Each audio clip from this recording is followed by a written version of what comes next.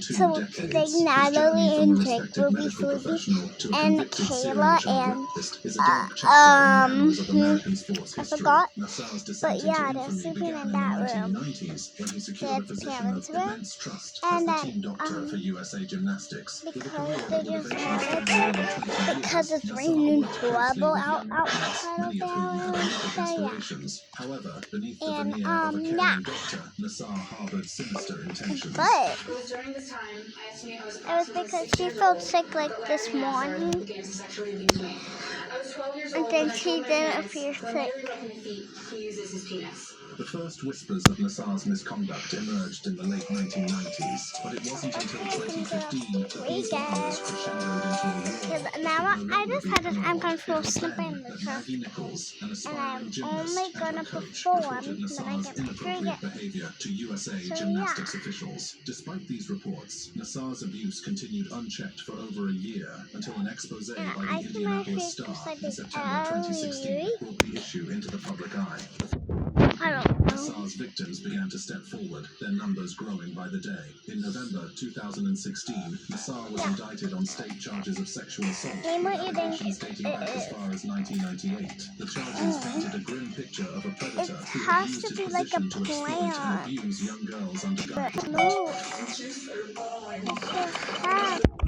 lot of plans.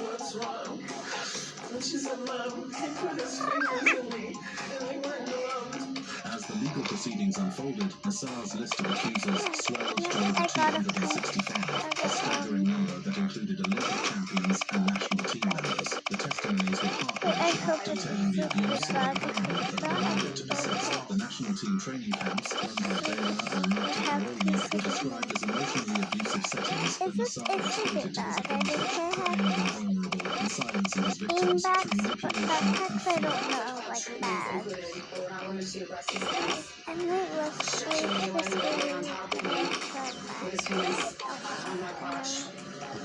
Massaging me in very intimate places. Randall Margraves, the father of 3 victims, had a couple of things to let off his chest.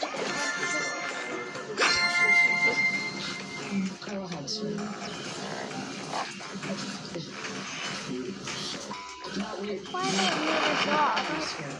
the judge denied his use of verbal abuse and profanities, the father requested that he be locked up with the defendant and for some good old physical beating. I ask you to, as part of the sentencing, to grant you 5 minutes in the locker room of this demon.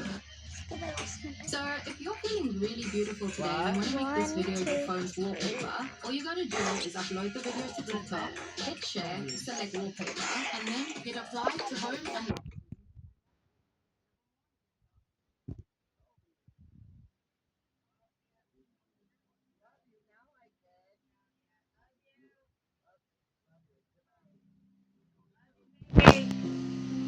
And I definitely called you embarrassing. Something wrong with my phone. I thought There were it years had, I called you but then less. it did the same thing with Justin. But whenever I called you, hey Dad, you always answered. Happy Father's Day. Because Jaden, Toby walked in and was like, I know Toby. I was not helping. No, sir, I can't do that. You know that I can't do that. That's not how our legal system works. It's not okay with dog fight. It's not.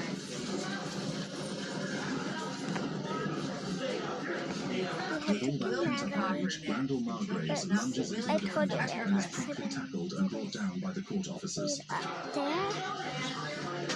Why is it so bright? Like the older and then the younger.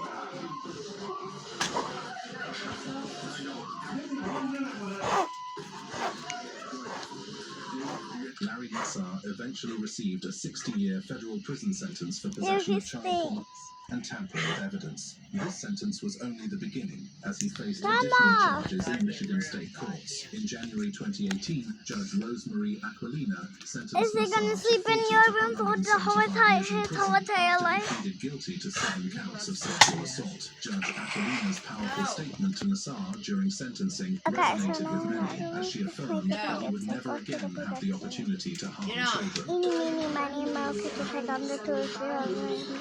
my Case is one filled with it was my honesty around the guardrail and lands the perfect punch on the man who shot his mother dead. In the quiet town of Muskegon Heights, Michigan, a chilling crime shattered the early morning silence on May 19, 2019. Vashon Flowers, a 46-year-old man, stood accused of a heinous act, murdering his wife, Jamie Thomas Flowers, in cold blood. He was charged with first-degree murder, domestic violence, assault with a dangerous weapon, and possession of a firearm. Let's delve into the harrowing details of the trial and the irrevocable sentencing that followed. The Port Justice. Beat down by one of the victim's sons. To the shot, May 19, 2019, Tombstone lights forever. The story of Vashon Flowers and Jamie Thomas Flowers begins in a home where love once blossomed, but eventually wilted into something dark and unrecognizable. Jamie, 50 years old, was known for her vibrant spirit and the love she had for her family. Vashon, her husband, was a man with a history that cast long shadows. Their marriage, just over a year old, was already fraying at the edges, with tensions simmering beneath the surface. Gunshots, bullet holes in her shirt and blood.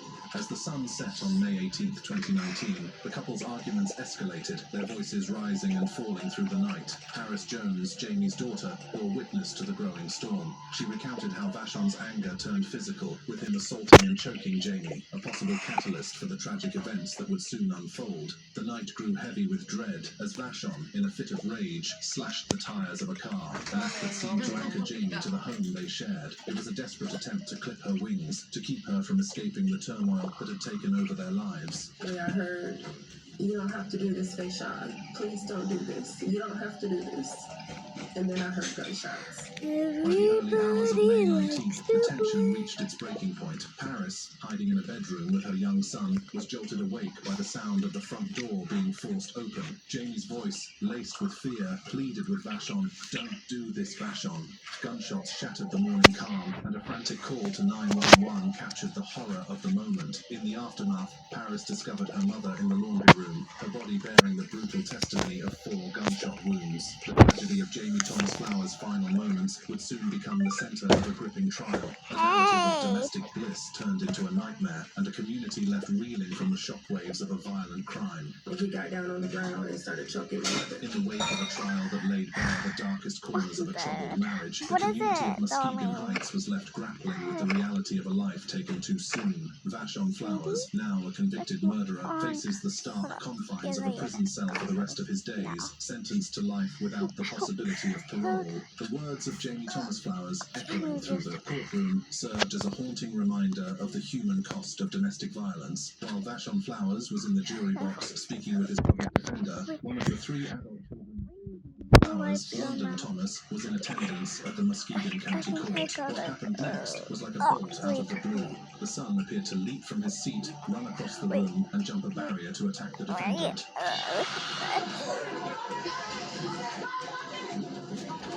The jump and spin were so smooth and fluid. Examine a story of unimaginable tragedy, a tale where the grief of a father, Antonio Hughes, spills over in a display of visceral anguish. The accused, Dezian Brown, sits, awaiting the proceedings, unaware that he is about to become the target of a father's fury, a man devastated by the loss of his 3-year-old son, Nilo Lattimore, and the child's mother, Nitisha Lattimore. The accused has been charged with 2 counts of aggravated murder with a death penalty specification, 1 count of gross abuse of a corpse, and 1 count of tampering with evidence. What unfolds is a courtroom drama that challenges the boundaries of legal decorum and human despair. This is the story of a father's confrontation with his son's alleged killer. I have 2 surprises. You deserve nothing less but the death penalty.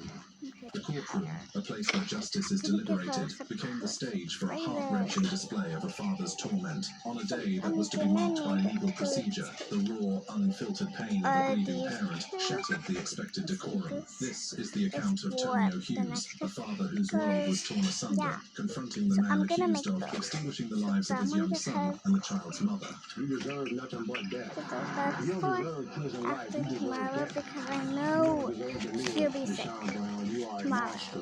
Investigators have pieced together She'll a be sick chilling for narrative, like 10 alleging that days. Brown had not only stabbed Nitisha multiple times in a Cincinnati apartment, but had also disposed of her body near the Purple People Bridge. The young mother was found, but the small, innocent life of Nilo was never recovered, believed to have been cruelly thrown from a bridge into the cold embrace of the Ohio River. A stroller abandoned near the mother's body and a paw patrol blanket stained with Nilo's blood stood as silent witnesses to the atrocity. Throughout the trial, the defense attorneys argued that the defendant was not mentally stable, but after psychiatric evaluation, this argument was tossed out. I did not find any evidence from speaking with him or the other collateral sources of information of any significant disturbances of thought, mood, orientation, perception, or memory. Antonio Hughes, the biological father of Nilo, entered the courtroom with a weight on his shoulders that no parent should bear. His eyes, filled with a mix of grief and disbelief, were fixed on Brown. The courtroom's air was thick with anticipation as the proceedings began, but within moments, the scripted calm of the court was shattered. In an instant, driven by a surge of emotion that no words can fully capture, Hughes lunged forward. The father, whose life had been irrevocably altered by the loss of his son and the boy's mother, could no longer be restrained by the invisible chains of courtroom protocol. His fist connected with the right side of Brown's head,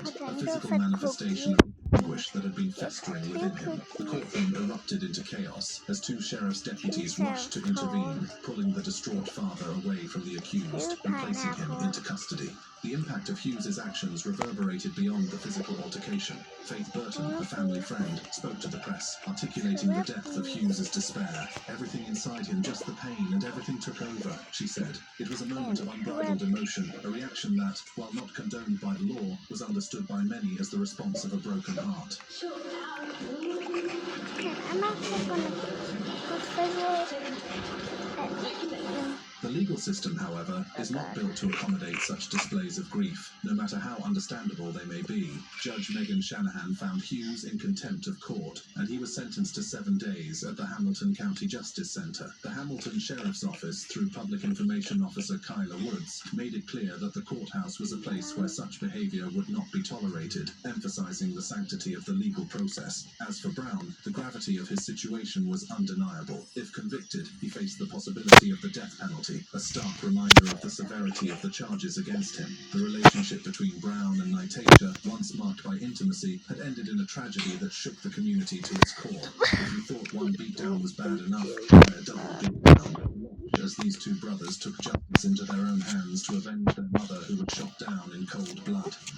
Oh my gosh, my people again. Welcome to the Mahoney County Courthouse, where Dale Williams is being arraigned for gunning down the woman Elizabeth Pledger Stewart in cold blood on a Youngstown street. He was charged with 2 counts of aggravated murder with penalty specification, 1 count of gross abuse of a corpse, and 1 count of tampering with evidence. This story is not just about the act of pulling a trigger, it's a harrowing journey through the corridors of law, the agony of loss, and the quest for retribution. Join us as we delve into the details of this harrowing case, where life, death, and justice intersect. There's a mother, a friend, a sister, and so much more than so many others. On a day that dawned like any other in the heart of Ohio, the city of Youngstown was about to witness a crime that would etch itself into the collective memory of its residents. This is the story of Dale Williams Sr., a 62-year-old man whose life was about to take a dark turn on the streets he once called home. Elizabeth Pledger Stewart, a 46-year-old mother, was the unsuspecting victim in this tragic tale. Known for her kind spirit and the love she held for her family, Elizabeth's life was brutally cut short on that fateful day. The bond she shared with her children was unbreakable, and her absence left a void that could never be filled. Mr. Williams engaged in a full confession with the detective yesterday, told them exactly what happened and how he planned this. The events leading up to the crime began to unfold on Market Street, a thoroughfare that runs through the heart of Youngstown, a city that has seen its fair share of hardship and resilience. It was here, amidst the hustle and bustle of commuters and the rising sun that promised a new day, that a sinister plot was set in motion. Dale Williams Sr., a man whose past was as complex as the city's own history, had been harboring a growing animosity towards Elizabeth. The reasons for this animosity were not entirely clear, but what was evident was the intensity of the emotions involved. As the days turned into weeks, Dale's feelings transformed into a plan, one that was as calculated as it was heinous. That he was angry and basically fed up, and that he told her he would see her being the victim.